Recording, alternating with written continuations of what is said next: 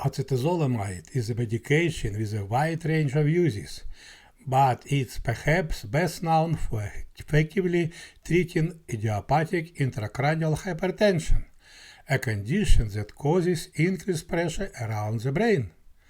Acetazolamide belongs to a class of medications called carbonic anhydrase inhibitors and plays a crucial role in regulating fluid balance in acid-base balance within the body. Imagine tiny factories within your body producing fluids for your brain and eyes. Acetazolamide acts like a wrench thrown into these factories by inhibiting an enzyme called carbonic anhydrase. This enzyme is essential for fluid production, and by slowing it down, acetazolamide reduces the amount of fluid made. The result?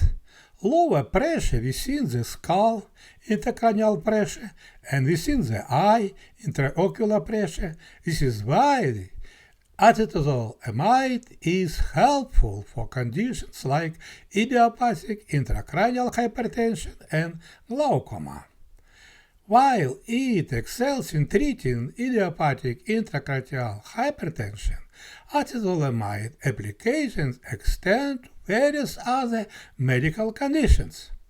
By reducing fluid build-up within the eye, acetazolamide helps protect the optic nerve from damage associated with glaucoma. At traveling to high altitudes, acetazolamide prevents unpleasant symptoms like headaches, nausea, and dizziness. At congestive heart failure, acetazolamide can help reduce fluid buildup in the body, making it easier for the heart to pump blood.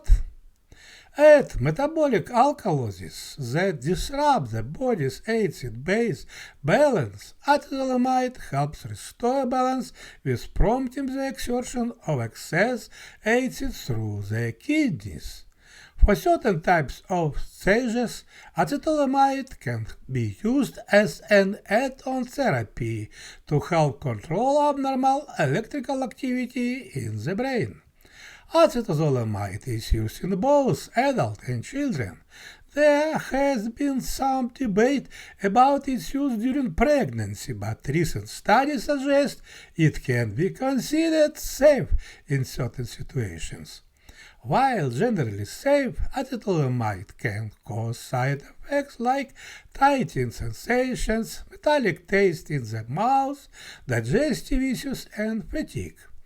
These are usually dose-related and can often be managed by adjusting the dosage. It's important to note that some people may not respond well to the medication.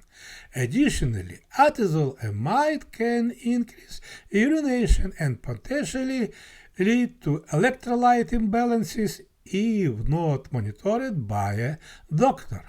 Remember, as with any medication, treatment should be individualized, considering both effectiveness and potential side effects.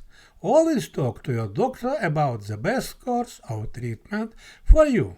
Thanks for likes and sharing.